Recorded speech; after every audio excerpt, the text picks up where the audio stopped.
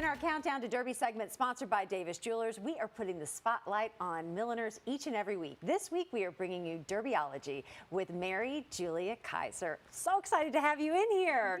Congratulations on all your success, right? First year to be a Kentucky Derby Museum featured milliner. How did that change the world for you? Getting that recognition. Yeah, total game changer. The platform that they've shared has just been huge. It's been a blast. Yeah, still pinching myself. I love to get to know a little bit more about like what brought you here. Like how did you start designing derby hats? So this is year 6. So 6 years ago, my husband and I were heading to the racetrack, and I mean this is a funny story but a true one. I had bought something off Amazon that I didn't quite love. It was just filling the need for a fascinator, and so I took something off of my dining room table display and added it in, and my technique and millinery techniques have advanced since then, but that is how it started, and I thought I could keep doing this, and so I did, and started doing some just self-taught tutorials and whatnot. So it developed into this. It sure did. Like, did things start taking off where you're like, wait a minute, people want my hats. They want my fascinators. Yeah, it didn't take long, and my sisters were there to help me kind of launch from the beginning. And my sister used to work for Etsy in Brooklyn, and so being at her, just visiting her in Brooklyn was real inspiring, fun. Just all the Brooklyn vibes there. Yes. So I thought I'll take the best of like bluegrass charm meets Brooklyn style, and I kind of merged the old and the new. I love that. Yeah. So because that's really how I love as a Kentucky girl all things true to the bluegrass, and so I use a lot of like the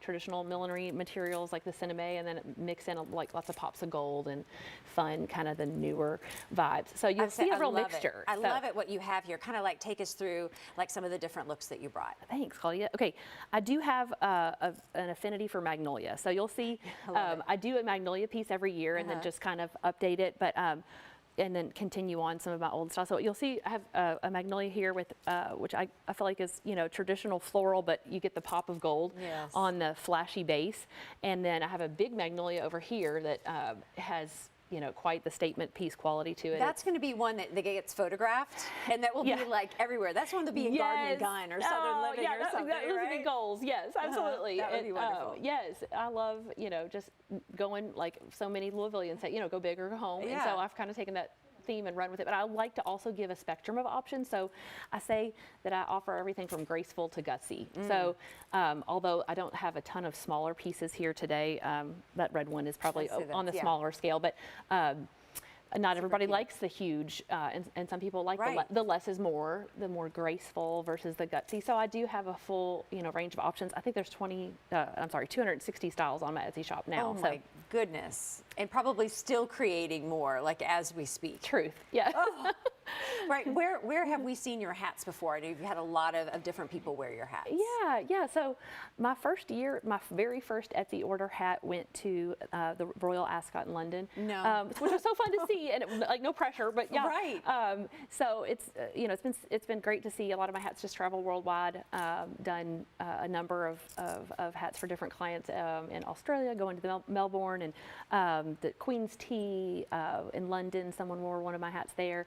And then my favorite like VIP is hopefully on the horizon. I have a partnership, or I'm selling fascinators at Draper James in Nashville and Lexington, and so I'm kind of rooting for Reese's vote of approval. I made her a special hat. I don't know, we'll see. A girl can dream, I guess. I mean, we all are living for Reese Witherspoon to show up in one of your hats. Thank you.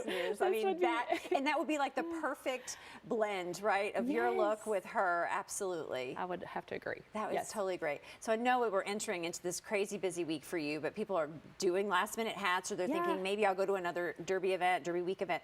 Where can people connect with you on Derby Week? Yeah, great. So I have several Louisville boutiques that sell my pieces. That cute little shop on Brownsboro, that's the name, that cute little shop. Lulu Bell's in Norton Commons, Six Sisters Boutique in Nulu, and Draper James in Lexington and Nashville, and then also Davis Jewelers. So you can also get on my Etsy shop and see what's left. I do have still quite a decent amount of inventory from our last minute rush. Not the like not the expansive full spectrum, but there are quite a bit of still left. So if you have an outfit emergency or whatnot, let me know. She's on it, right? From a dining table last minute edition to being featured at the Royal Ascot. It's been quite quite the journey for you, Mary Julia. Thank you so much. Thanks, Once Claudia. again, just check her out there on Etsy. Follow her on Instagram. There's so many great like reels and stuff on how to wear fascinators, how to wear hats, but you can connect with her there.